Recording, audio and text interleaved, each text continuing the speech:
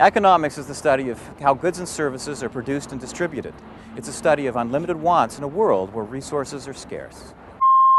Economics is a study of human behavior, of how people earn a living and how they spend their money.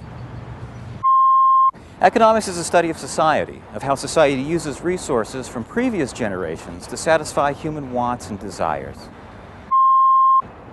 Economics studies the way individuals make choices. And because society is made up of individuals, economics analyzes the choices made by society. I don't think we'll ever come up with the right definition of economics. So what do you think? Economics, like money matters. The way money works. I guess it would have to be anything bought, sold, or traded. Well, it's a study of money and systems and how people react to different situations dealing with money. That's an awfully broad question to try and answer in a little soundbite, don't you think? It's a study of the movements of green pieces of paper. Makes me think of politics. I believe economics is the allocation of scarce resources throughout the world.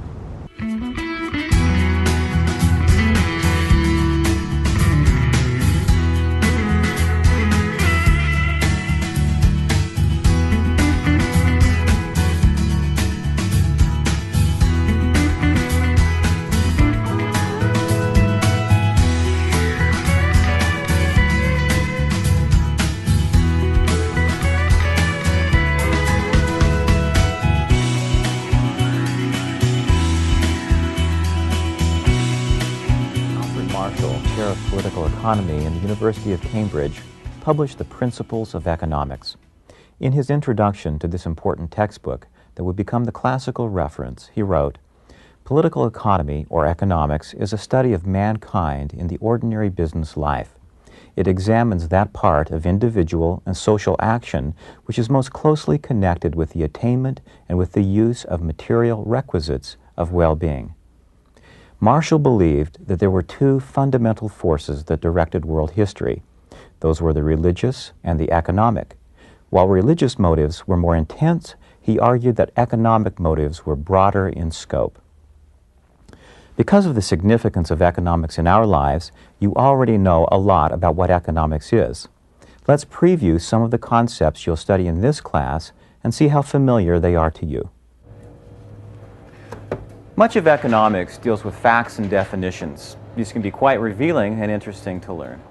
For example, here's a small grocery basket that contains a half a gallon of milk, a pound of butter, a dozen eggs, 1 pound of potatoes, a loaf of bread, and a roasting chicken. What's the price? Well, today it's about $10. 50 years ago, this same basket of goods cost $2. Of course, the average hourly wage at that time was around $1 an hour. Well, today it's significantly higher at about $11 an hour. So while the same basket of goods costs 5 times more today than it did over 50 years ago, wages have increased by more than 10 times. So what economists call real terms, the basket of goods today is actually cheaper.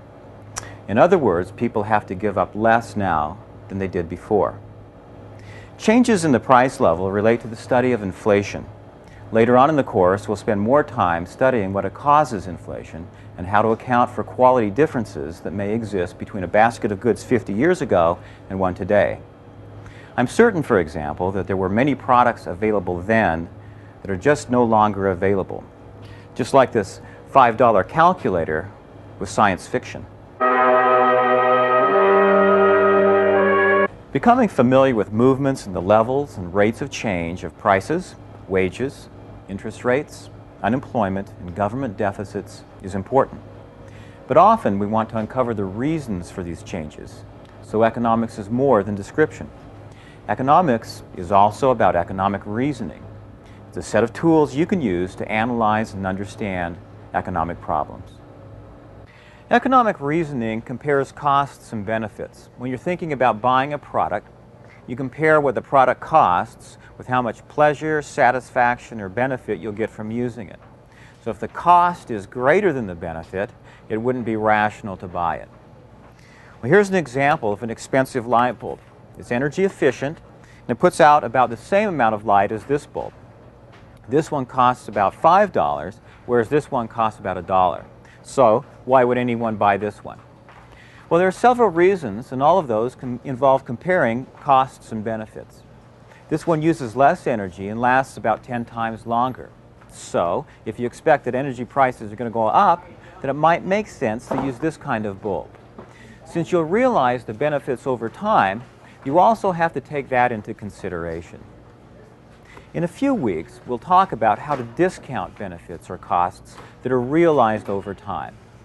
Now, there are also environmental benefits from using this type of bulb that are more difficult to quantify, but they're just as real. For instance, you may sleep better at nights knowing you're being friendly to the environment. And how much is that worth to you? Sometimes economists use language in strange ways. For example, the best way to think about the cost of this orange is not in terms of money, but in terms of what you have to forego or give up in order to get the orange. That's called the opportunity cost. Opportunity costs exist because resources are scarce. There's a cost you incur right now by watching this program. What is it? Well, think of the best alternative you can to watching TV. That's what you're giving up. Because time is scarce, time is valuable. The same logic applies to the cost of your education. There are both explicit and implicit costs of obtaining a degree. The explicit costs include tuition and books.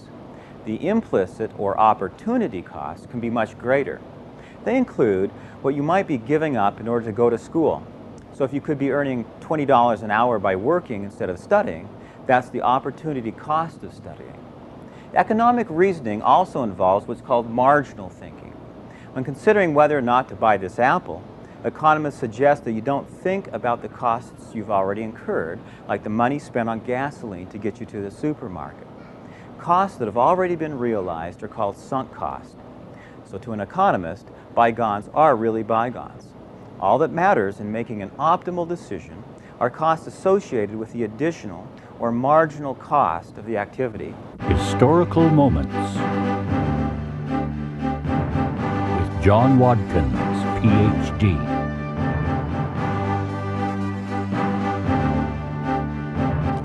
Microeconomics traces its origins to the marginalist revolution of the 1870s. Those initiating the marginalist revolution, Stanley Jevons in Britain, Leon Walras in France, and Karl Menger in Austria, and John Bates Clark also in Britain, sought a new answer to an old question. What determines value?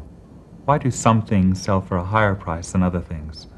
Or to drive the point home, why does water command such a low price and diamonds such a high price? After all, you need water, you don't need diamonds. The classical economists Adam Smith, David Ricardo, and John Stuart Mill asserted that prices are proportional to the quantities of embodied labor. As Adam Smith claims, labor was the first price, the original purchase money that was paid for all things. By the late 19th century, however, even those who had not read Marx understood the implications of the labor theory of value. Labor creates all value, yet labor must share the produce with the capitalist in order to access the means of production. Profits arise from the exploitation of labor. The marginalists rejected the labor theory of value on three grounds. First, they rejected the idea that capitalists contribute nothing, and hence they rejected the whole idea of exploitation. Second, the labor theory of value has some difficulty explaining prices that differ from the quantities of embodied labor. For example, how does one explain the value of those items, the price of which far exceeds the quantity of labor embodied, such as rare paintings, coins, or rents? And third, the labor theory of value, in focusing on cost in determining value, tends to diminish the role played by demand. Those initiating the marginalist revolution knew that price is determined by supply and demand, but they sought to ascertain what underlies the supply and demand curves. Their answer marks the rise of the subjective theory of value, the notion that what underlies prices is not quantities of embodied labor, but utility. Marginal thinking helps focus attention to the relevant features of a decision. Becoming comfortable with the concept of opportunity costs and marginal analysis can help you make better decisions in your life. In this class, we'll also explore economic theory. We'll show how economic models are developed and how models are used to make economic forecasts. You probably have heard about the law of demand. It's an economic model of behavior that states if the price of something goes up, your demand for it will go down. The law of demand works in both directions. So when prices go down, demand goes up. Why does the law of demand work? Partly it's that when the price of something goes down, it becomes cheaper compared to other goods, so people switch away from the higher price good to the lower price good. So when chicken goes on sale, people switch from beef to chicken. That's called the substitution effect of a price change. And partly it's because when prices go down, we feel better off, our dollars can stretch further, so we can afford to buy more. That's called the income effect. The principle of demand ties together the concepts of substitution and scarcity, and it doesn't have to relate to money prices. For example, what grade do you want from this class? I want an A. Suppose your answer is an A. Now, how do you earn that grade? By sacrificing a scarce resource, your time to study. That's the price of the grade. When prices are high, there's a tendency to moderate desire and accept less than we may want. So if an A costs 20 hours a week of study time and a B only costs about an hour a week, you may decide to earn the lower grade. I'll take a B. At those prices, the B is simply a better deal. Economics is also a study of institutions. Institutions are things that affect economic decisions and outcomes. Since that's a strange definition, let's think about it. Families, for example, are institutions that have significant economic implications. In Utah, families play a big role in determining what we spend our income on. Well, now where do we get our income? When you look for a job, who you know may be just as important as your skill level in determining your wage.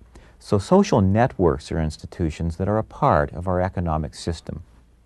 Markets are also significant economic institutions where buyers and sellers get together and trade.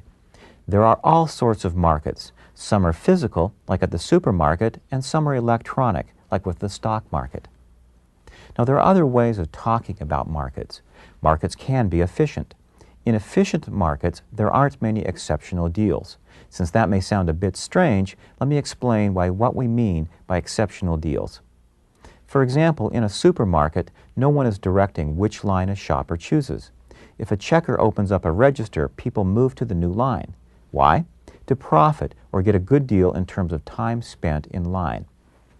Have you noticed how short lines quickly vanish?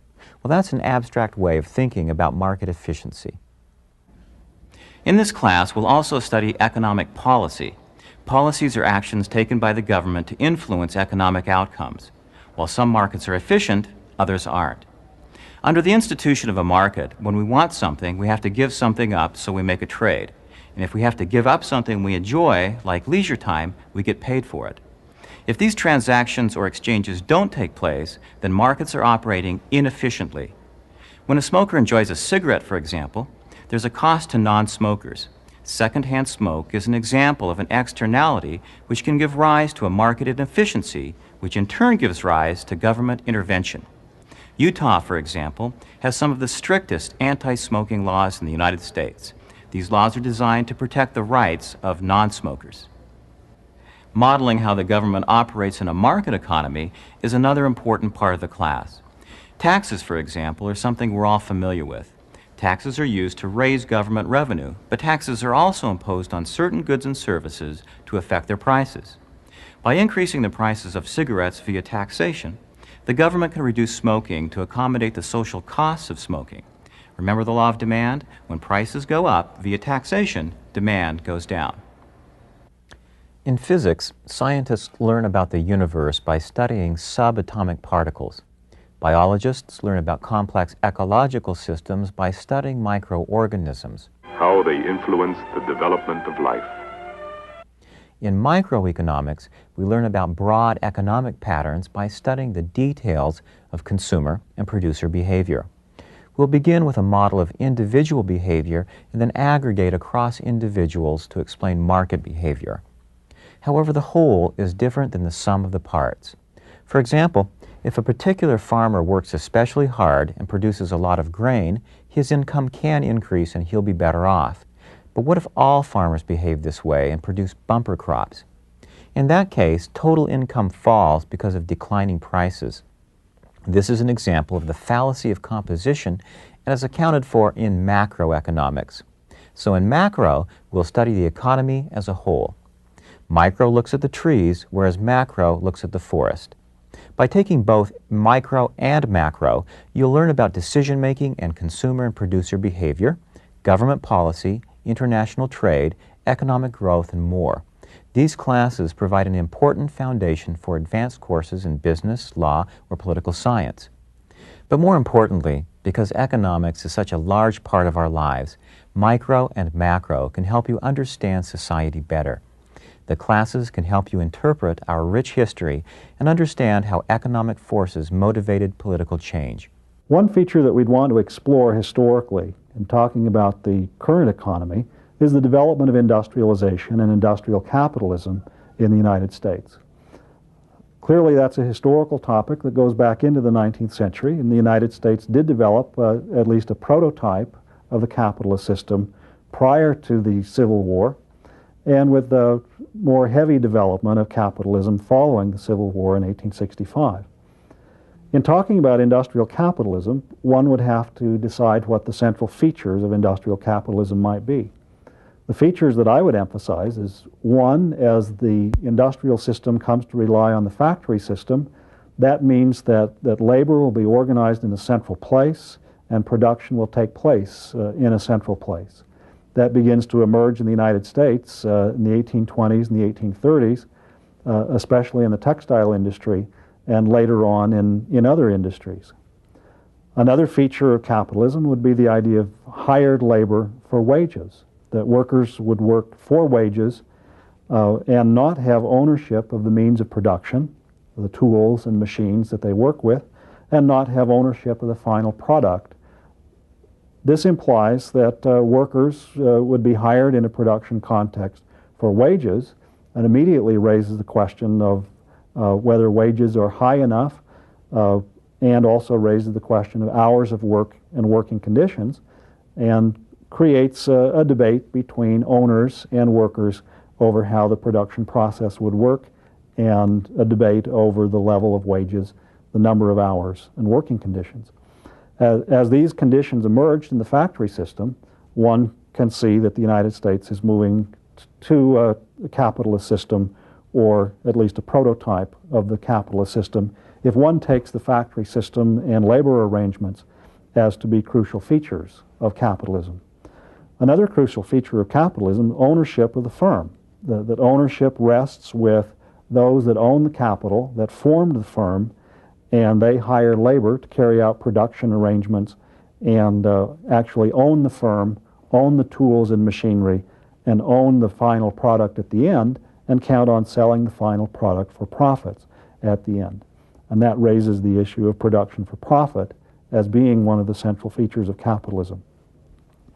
And so the question is, historically, when did these conditions arise in the United States?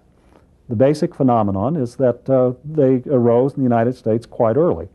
Early in the 1820s and 1830s and 1840s, you see the development of the factory system and other features of capitalism, including hired labor, emerging in the textile industry, also emerging in the iron industry, and a wide variety of consumer goods industries in the early 19th century before the Civil War. But they were emerging only in a prototypical fashion, because one has to keep in mind that the American economy was also influenced by agricultural production, and agricultural production remained in the context of family farm agriculture, at least outside of the American South.